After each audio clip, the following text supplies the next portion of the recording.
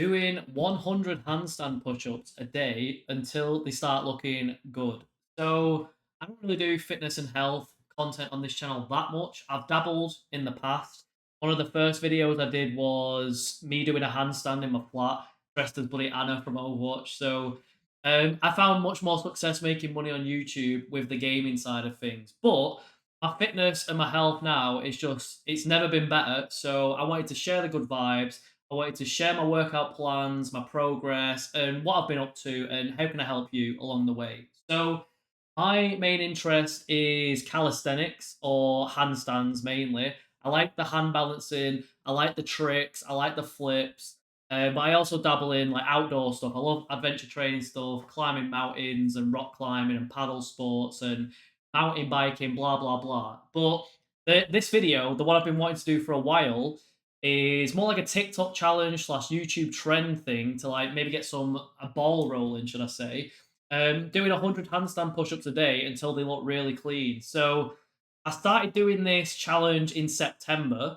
We're at the end of November now, and September was tough, but I feel like since doing it for that month, I've adapted. My gains have never been better. Like I'll probably do some like progress pics and some topless pics when I get round to it. But this is the very first audio for it, and this is like the introduction to the series, I should say, because I've not recorded any of the content yet because it's annoying setting up a phone camera and getting the right angle and getting the right lighting, blah blah blah. That's why I stuck to like screen sharing games and video guides and stuff like that because actually recording in real life is quite annoying. But anyway, so where am I up to now? I can do 100 a day like it's nothing now. I don't even get sore the next day from it. So we're at the phase now where it's about making them super clean and it's about doing them controlled. Like there's no like fast half repping. Like I know that's good for like getting a pump, building muscles, but I want slow and controlled, like 100 handstand push-ups in a row, like head off the ground, just you know what I mean, like those disgusting fitness challenges you see on YouTube. Like I want that to be me eventually. So we're getting there.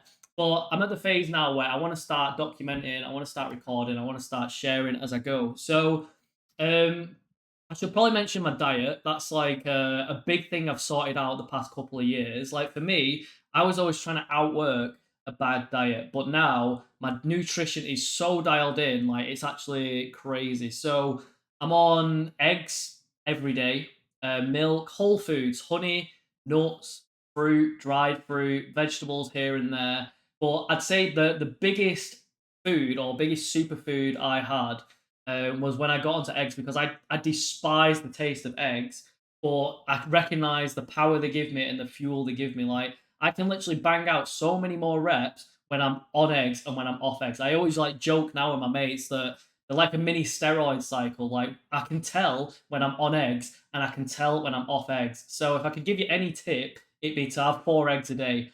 When I'm going ham, like when I'm pushing myself to the limit and I've got like big mountain days and I'm out for like 12 hours on a mountain, etc., I'll have like 12 eggs in that day. And do you know what I mean? That barely gets you to your protein goals. If you're like doing a lot of work, like a large egg is what, 4% of your calories, like 5 grams of protein, something like that. So you'd get like what? Do the maths. Like I always aim for 6 eggs because at least I've hit my minimum protein for the day. But then I always have a lot of meat and cheese. I have a lot of dried like meat and stuff and salted pork and blah blah blah. I have beef. I have tuna. Anything protein is game for me.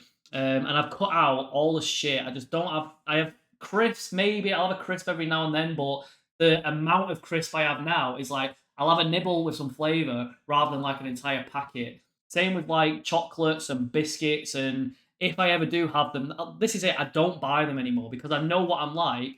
I'm the binge eater that if you get me a pack of Oreos, it won't even last an hour. So I've just learned to not buy it. So I literally go into the shop, I get my meat, I get my cheese, I get my eggs, I get my honey, my nuts, and I get my eggs, and I'm sorted. So it's cheaper as well. Like my food budget is just it's crazy. Like I'm saving so much money not buying shit and brands and whatever.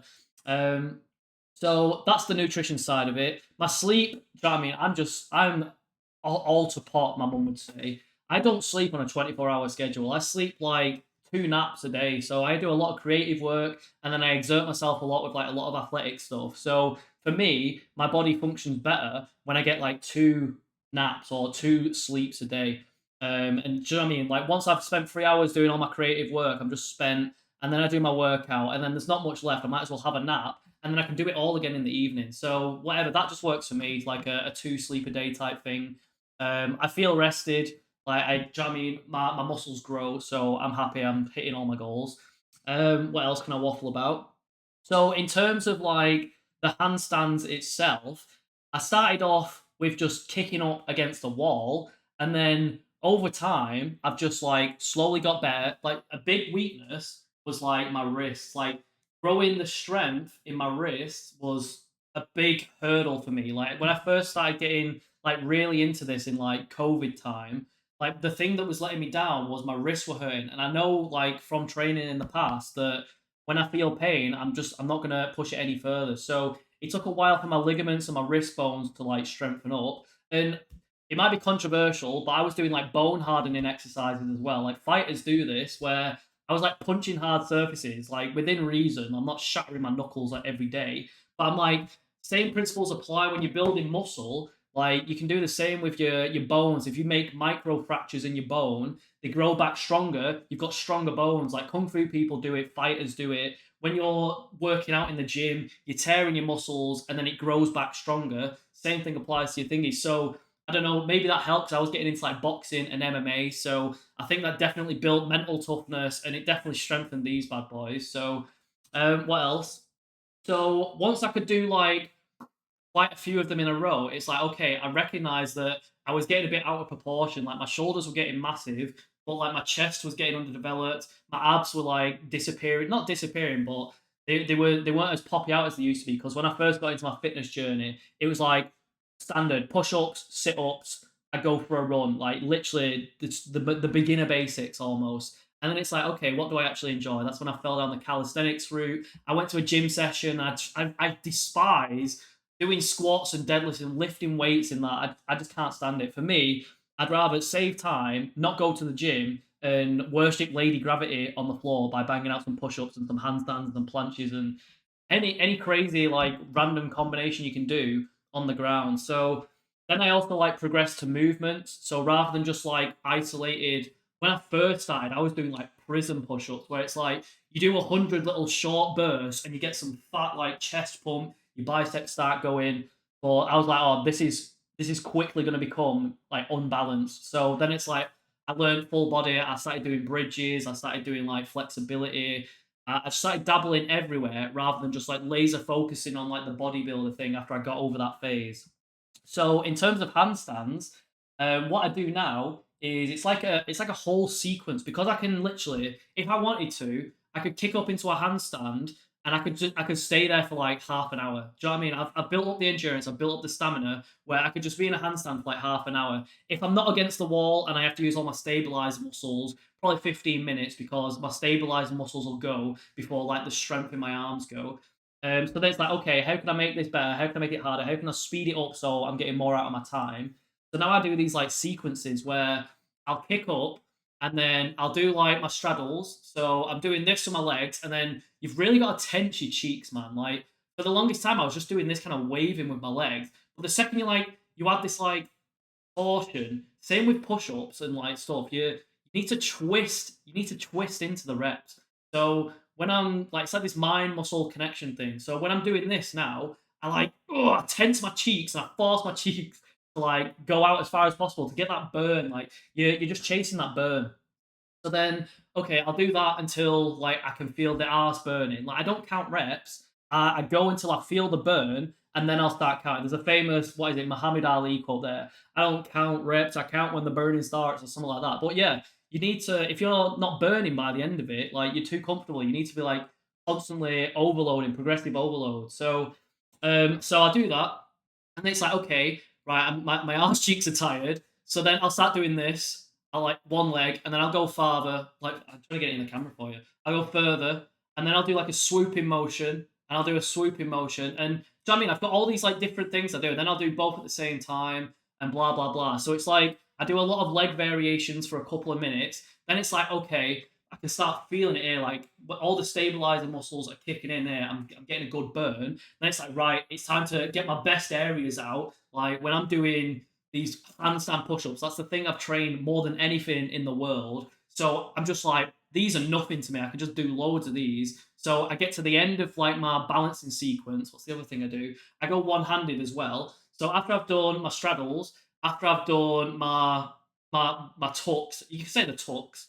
Then I'll do my one arm variation. This is all in the same sequence. I'll do my one arm variation. So I'll try and make my legs go as far left as possible. So I'm like balancing on one arm as much as possible. Then I'll bring it back, tense everything, swap side, and I'll do a couple of like sweats. So my legs are literally like going from this to this to this. And I'm going more on one arm as I can each time. And then eventually I got so good at that where I'm away from the wall and I'm just kind of like moving my legs about. Like I've got so much strength and so much stability now over time that I feel like I can hold onto the ground and I can just like move my body into any shape without falling over because I've been doing it for 10 years, mate. So I just tense everything and it almost feels like I'm holding onto the ground now. So your hand placement's important. Like when I'm not flat, I'm like the knuckles are bent in, so I'm literally grabbing the ground. It's like very rock climbing. So then once the one arm variations are done, like you wanna target all these like your serratus or whatever they call it, your obliques, your abs, your serratus, blah blah blah. So once they start getting tired, like I feel like oh, I literally push them to the limit. It like feels like the lat's gonna pop off sometimes. And then it's like, right, I've spent my legs, I've spent my core, and I've spent my sides. Like, right, now chest, shoulder, back. Let's get some meaty push-ups in here until absolute failure. Like, I started going to absolute failure in March this year. So I was very, do you know what I mean? I was very relaxed in the past. I was like, I didn't want to push myself, didn't want to hurt myself, blah, blah, blah. But then March time this year, I was just like, I'm sick, I'm going ruthless, mate. And do you know what I mean? I look at people online. I was like, I think what inspired me was there was a girl. She was a little girl on Instagram, and she did like 300 handstand straddles in a row without stopping. So I was like, mate, you get a grip. Like you need to push through this like mental hurdle you've got, mate, because she's doing that, and you're like scared of injuring yourself after like 10 of them. So ever since seeing that, I'm just like, mate, I'm not going to get hurt. And then dialing in with my milk and my eggs and my do you know what I mean? The diet fuels the body. I get enough sleep, and then literally, I work out all day, every day as well. I don't take rest days. So if I need one, like I've had a bad mountain day or I've got an injury, I'm going to take a rest day and make sure I don't get injured. But average day, I'm doing these every single day. So what it is I go downstairs, I make a brew. While the brew's like boiling, I'll do a handstand warm up. And then after that, every time I go downstairs, so I work from home, I do like online stuff. So every time I go downstairs to let the dogs out, to make a brew, to eat some cheese and meat and some eggs, like whatever I do, as soon as I go downstairs, like it costs me an entire handstand sequence. So that thing I was telling you I do, like that 15-minute sequence, like it's gotten I could only do a minute, and then it was 2 minutes, then it was 3 minutes. I'm like, bloody hell, I need to find harder variations because I'm wasting my whole day every time I come downstairs, like in the handstand position. So then that's why I added these like one hand variations and the harder tricks. So my muscles will get tired quicker, and I'm spending less time wasting away just like upside down on a wall. But it's good for your mental. If you're spiritual, I've noticed massive spiritual gains since like prioritizing health and body and being in that inverted like brain position, like all the blood goes to your brain instead of your boy zone, and you channel your energy better. Let's say so. That's a whole other area and a whole other topic. I'd love to dabble in all that stuff, like the spiritual woo woo side of it. We'll see how this video does first, but I'd love to dive down to. I don't even skip. So what do I do then? So I burn up myself completely, and then whenever I'm like towards the end of the burnout, I do like negatives after that. So once I'm like barely got anything left, there's no juice left in the tank. When my legs naturally start falling from the wall because I'm literally caved. Or it's another thing I do. Before I do that, I also do like inverted spine. So I'll be up against the wall, and then let's say you put your hands straight like that, and then you kick up. So the back of my head is to the wall. I'll then like invert my spine as much as possible. So I'm doing like a bridge. So my legs are trying to like my feet are trying to touch the back of my head essentially. That's what I'm trying to do. And then I'll do push-ups in that to target this more and to work on all like my lower back and all my spine like flexibility. So try and get the feet onto your head. Then I go on to like the handstand, the push up burnout.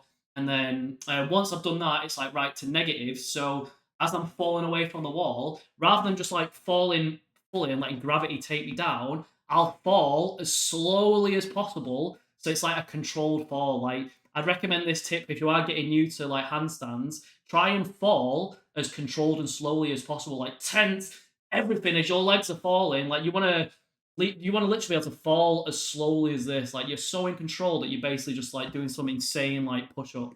And that's my sequence, and I just do that like multiple times a day. And then when I do feel every now and then I'll feel an injury or I'll push myself way too far, and the next day I'll be like, oh, I got a tender area over there. And it's like there's a difference between like pain from working out and pain when you know you're on the brink. Like you can just tell when you're on the brink of an injury. So that's when it's like get 6 more eggs down you, go for a kit, and lay off that area for the day. So um, yeah, but I don't know how this turned into so much waffle. I'm gonna make more videos and series like this. Hopefully, I'd love to touch on other topics as well. But leave a comment. How are you finding your fitness journey? What have you found works for you and what doesn't? Love you all. Hasta la vista. Peace.